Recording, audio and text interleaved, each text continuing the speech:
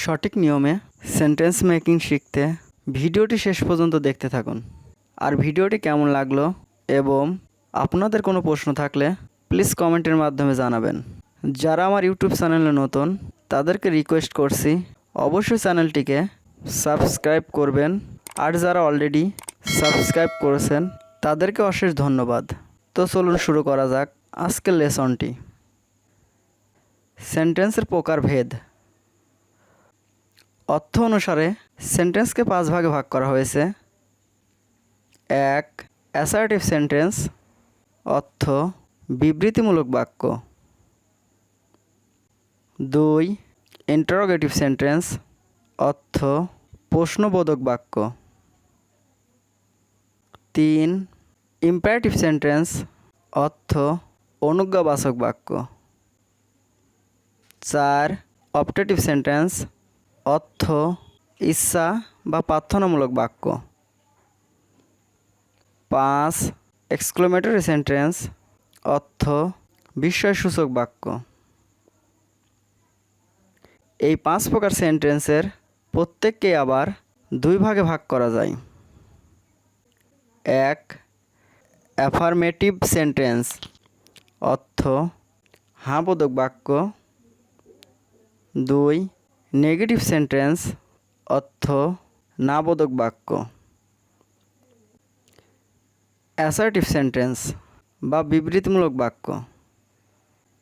তাহলে অ্যাসার্টিভ সেন্টেন্সকে এইভাবে সংজ্ঞায়িত করা যায়, যে সেন্টেন্স দ্বারা কোনো কিছু বর্ণনা বা বিবৃতি প্রদান করা হয় তাকে অ্যাসার্টিভ সেন্টেন্স বলে।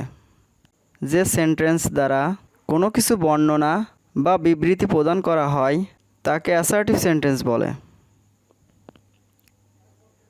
যেমন আই প্লে ফুটবল, অর্থ আমি ফুটবল খেলি। করিম ইজ এ গুড বয়, অর্থ করিম ভালো ছেলে।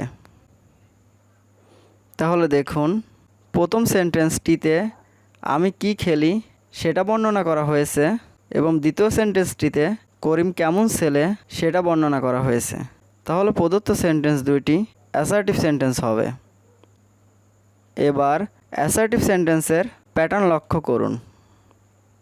Subject plus verb plus object, অথবা স্ট্রাকচার এমন হতে পারে subject plus verb plus object plus preposition etcetera.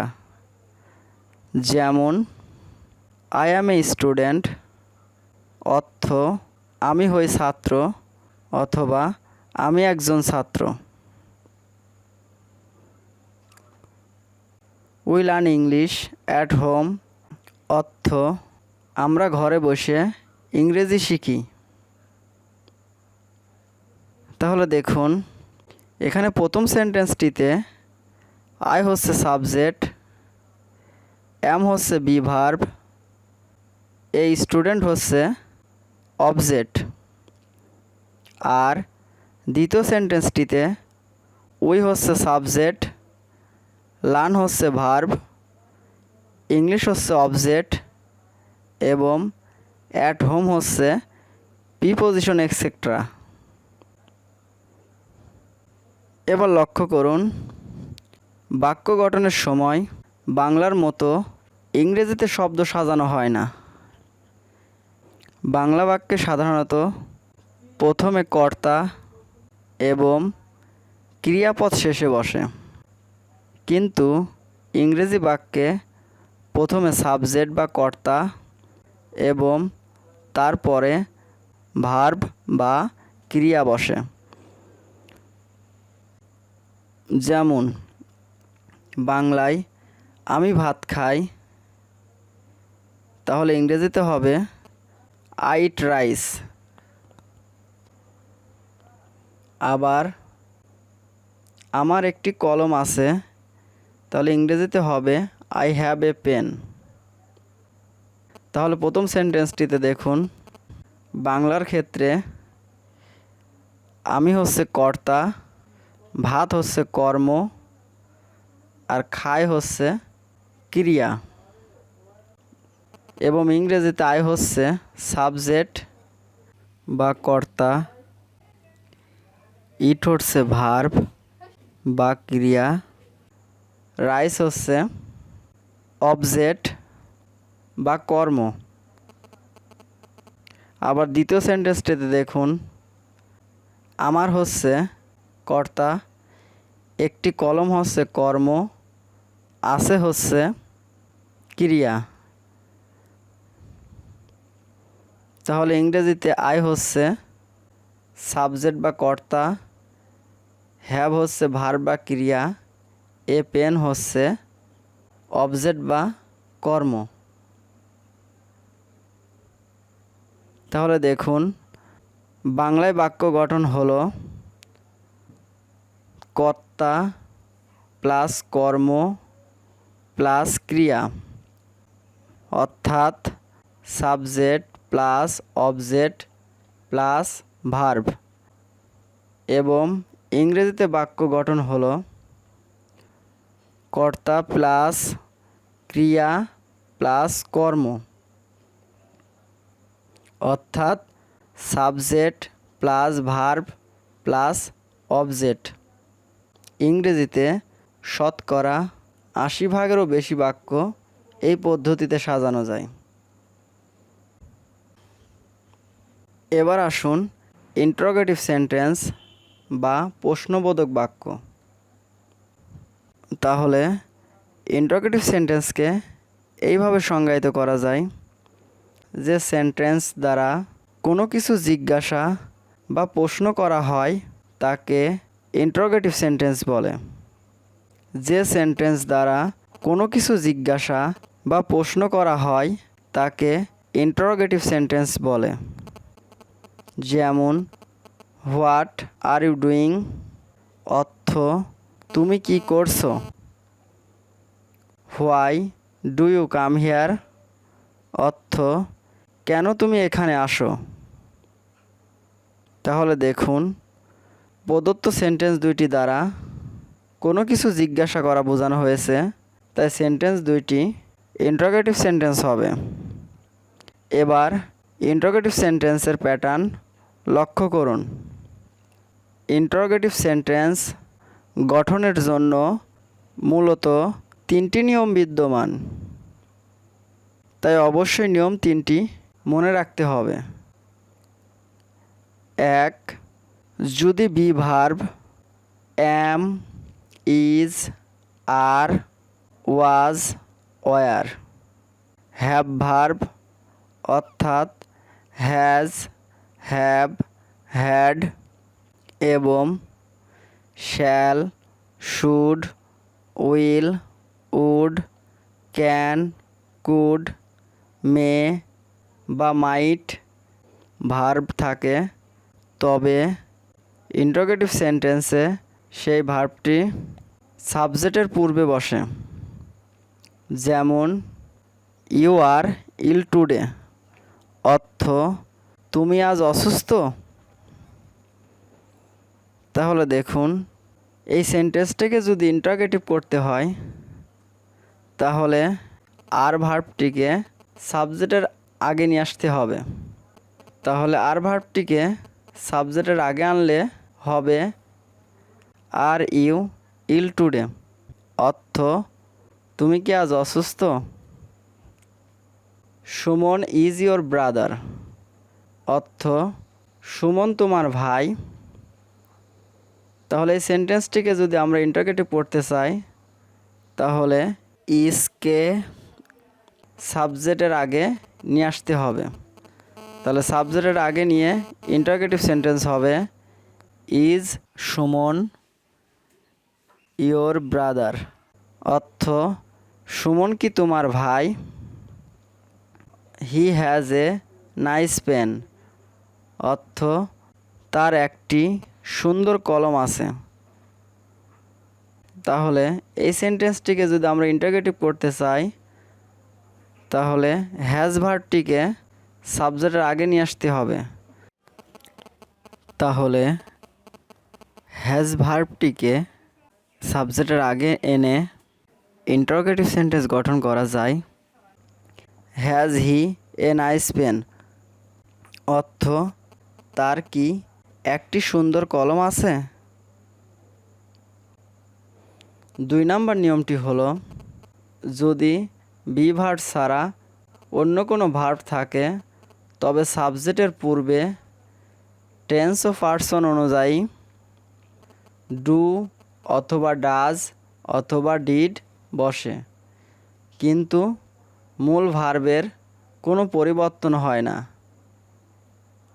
যেমন ইউ প্লে ফুটবল এভরিডে, অর্থ তুমি প্রতিদিন ফুটবল খেলো। তাহলে দেখুন, এই সেন্টেন্সটিতে কোনো বি ভার্ব নেই, মূল ভার্ব প্লে আছে। তাহলে এই ধরনের সেন্টেন্সকে যদি আমরা ইন্টারোগেটিভ করতে চাই, তাহলে যেহেতু এটি একটি প্রেজেন্ট ইনডিফিনিট টেন্স, তাই প্রেজেন্ট ইনডিফিনিট টেন্সের ক্ষেত্রে ডু ভার্বটিকে সাবজেক্টের পূর্বে বসিয়ে ইন্টারোগেটিভ সেন্টেন্স গঠন করা যায়।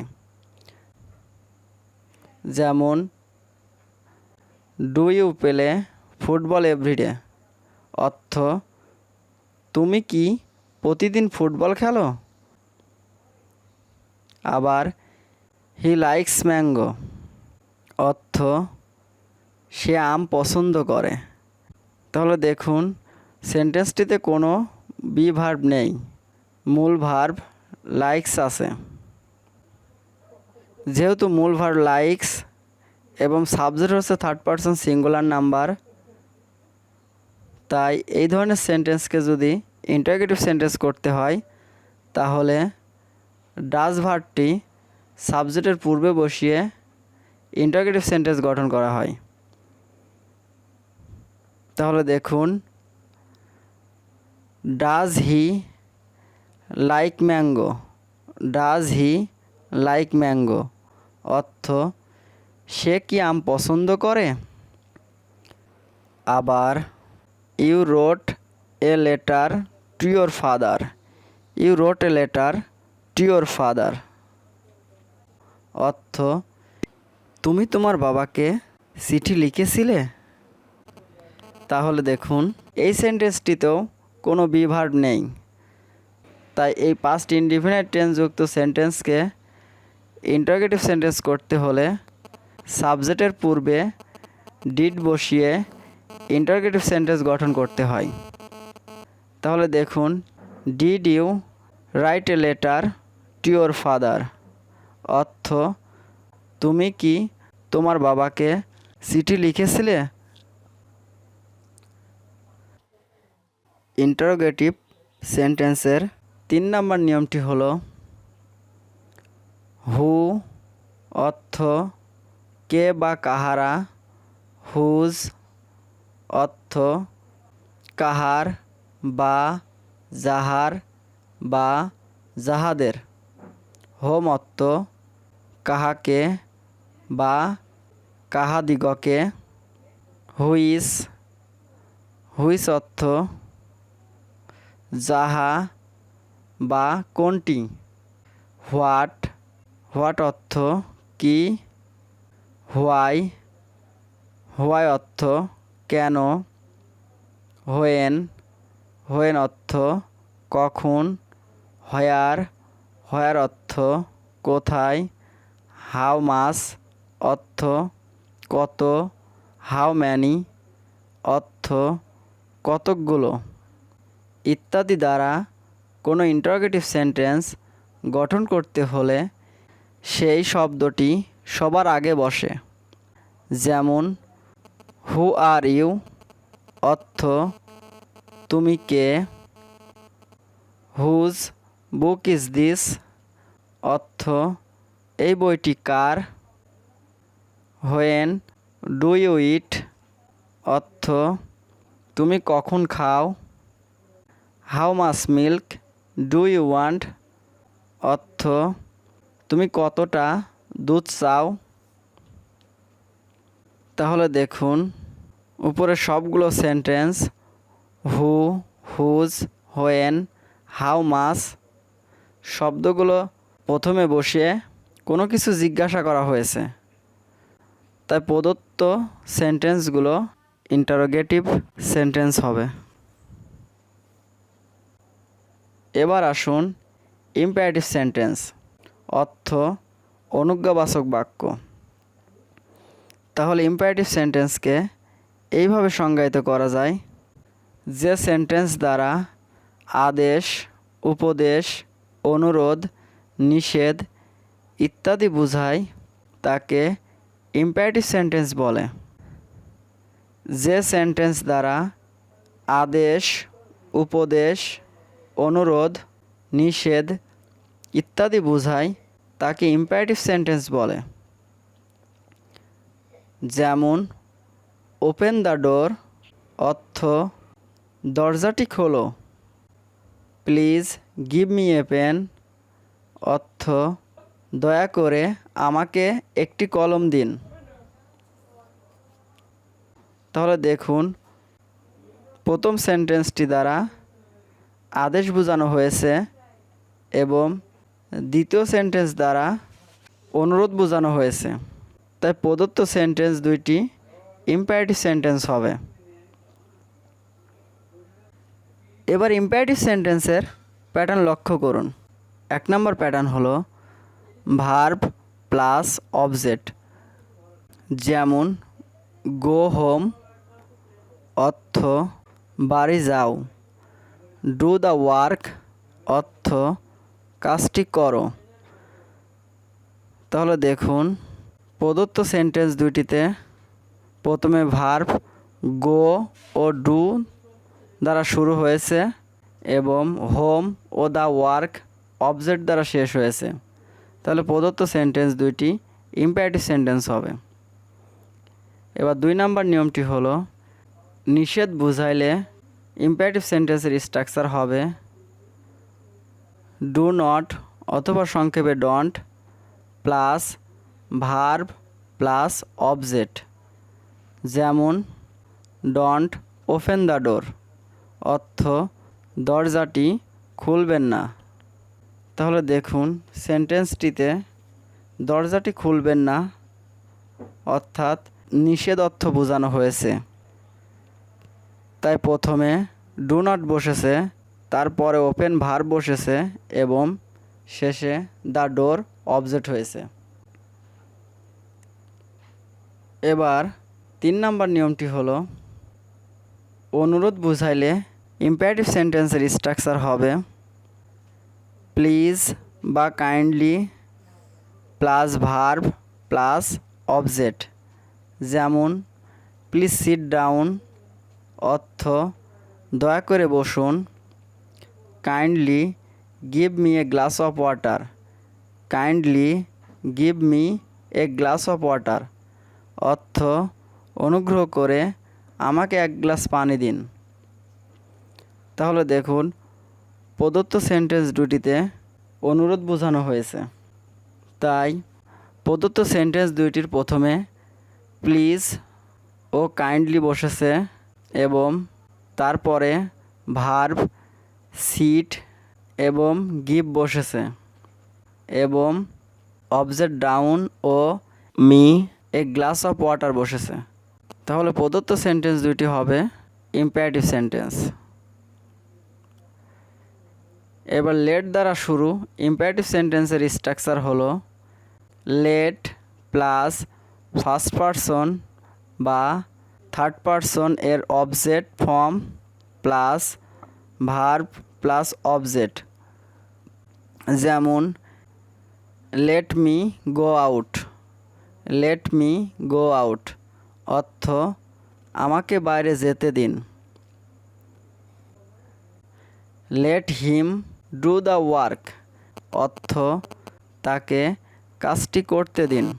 প্রদত্ত সেন্টেন্স দুইটি প্রথমে লেট দ্বারা শুরু হয়েছে এবং তারপরে প্রথম সেন্টেন্সটিতে first person object form me বসেছে এবং দ্বিতীয় সেন্টেন্সটিতে থার্ড পারসন হি এর অবজেক্ট ফর্ম হিম বসেছে। তারপর সেন্টেন্স দুইটিতে গো এবং ডু ভার্ব বসেছে। প্রথম সেন্টেন্সটিতে আউট অবজেক্ট হিসেবে বসেছে এবং দ্বিতীয় সেন্টেন্সটিতে দ্য ওয়ার্ক অবজেক্ট হিসেবে বসেছে। তাহলে প্রদত্ত সেন্টেন্স দ্বয় ইম্পারেটিভ সেন্টেন্স হবে। এবার আসুন অপটেটিভ সেন্টেন্স বা ইচ্ছা বা প্রার্থনামূলক বাক্য। তাহলে অপটেটিভ সেন্টেন্সকে এইভাবে সংজ্ঞায়িত করা যায়, যে সেন্টেন্স দ্বারা মনের ইচ্ছা বা প্রার্থনা প্রকাশ করে তাকে অপটেটিভ সেন্টেন্স বলে। যে সেন্টেন্স দ্বারা মনের ইচ্ছা বা প্রার্থনা প্রকাশ করে তাকে অপটেটিভ সেন্টেন্স বলে। যেমন মে ইউ লিভ লং অর্থ তোমরা দীর্ঘজীবী হও। তাহলে দেখুন প্রদত্ত সেন্টেন্সটি দ্বারা প্রার্থনা করা বোঝানো হয়েছে, তাই প্রদত্ত সেন্টেন্সটি হবে অপারেটিভ সেন্টেন্স। তাহলে এখন অপারেটিভ সেন্টেন্সের স্ট্রাকচার হলো may plus subject plus verb plus object, অথবা এভাবে বলতে পারেন মে প্লাস অ্যাসার্টিভ সেন্টেন্স। যেমন may Bangladesh prosper day by day অর্থ বাংলাদেশ দিন দিন সমৃদ্ধ হোক। মে গড ব্লেস ইউ অর্থ আল্লাহ তোমার মঙ্গল করুক। তাহলে দেখুন প্রথম সেন্টেন্সটিতে প্রথমে মে বসেছে এবং তারপরে দেখুন Bangladesh prosper day by day, এটা একটি অ্যাসার্টিভ সেন্টেন্স। এবং দ্বিতীয় সেন্টেন্সটিতে may our God bless you, তাহলে মে প্লাস অ্যাসার্টিভ সেন্টেন্স যুক্ত হয়েছে। তাহলে আমরা বলতে পারি প্রদত্ত সেন্টেন্স দুইটি হবে অপটেটিভ সেন্টেন্স। অপটেটিভ সেন্টেন্সের ক্ষেত্রে একটি নোট হলো অনেক সময় মে উজ্জ্ব থাকে। Long live the king, long live the king অর্থ রাজা দীর্ঘজীবী হোক। তাহলে দেখুন প্রদত্ত সেন্টেন্সটিতে মে উজ্জ্ব রেখে অপটেটিভ সেন্টেন্স গঠিত হয়েছে। এবার মেকে যুক্ত করলে সেন্টেন্সটি হবে may the king live long, may the king live long. এটারও একই অর্থ প্রকাশ করে রাজা দীর্ঘজীবী হোক। এবার আসুন এক্সক্লেমেটরি সেন্টেন্স অর্থ বিস্ময়সূচক বাক্য। তাহলে এক্সক্লেমেটরি সেন্টেন্সকে এইভাবে সংজ্ঞায়িত করা যায়, যে সেন্টেন্স দ্বারা মনের আকস্মিক অনুভূতি বা উচ্ছ্বাস অর্থাৎ দুঃখ আনন্দ বিস্ময় প্রভৃতি প্রকাশ পায় তাকে এক্সক্লেমেটরি সেন্টেন্স বলে।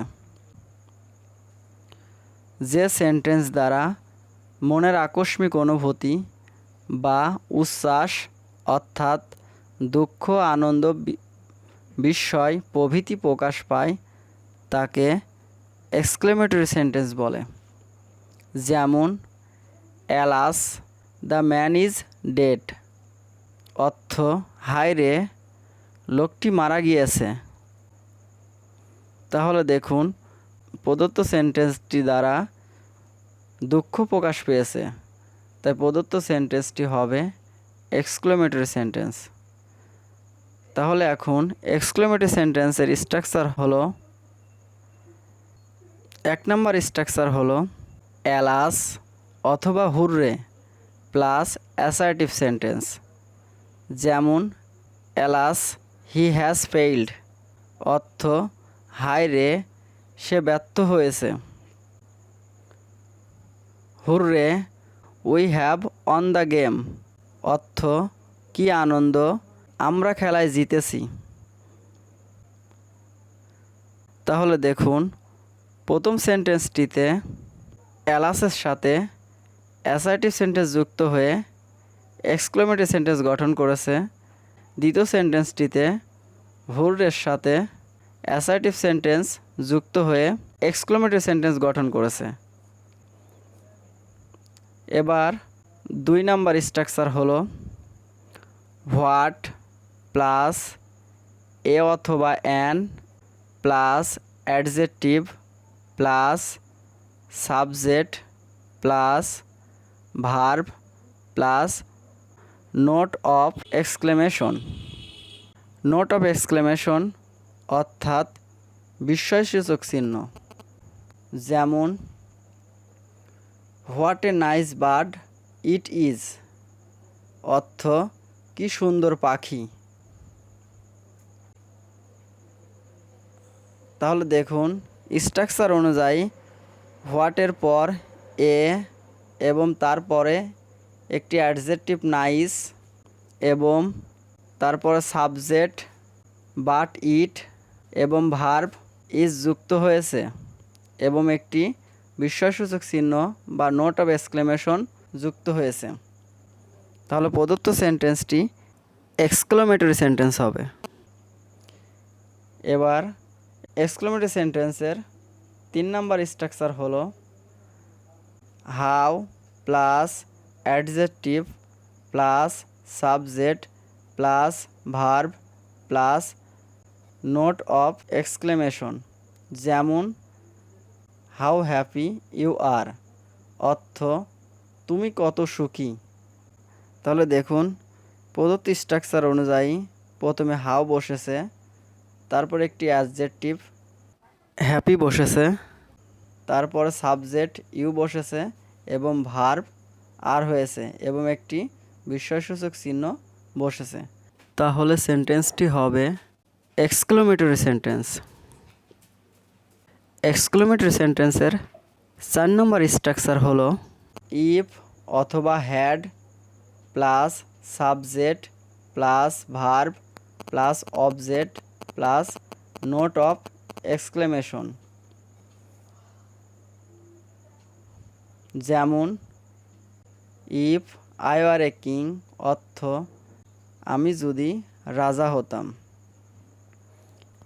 Had I been a king, অর্থ আমি যদি রাজা হতাম। তাহলে প্রদত্ত সেন্টেন্স দুইটি এক্সক্লেমেটরি সেন্টেন্স হবে।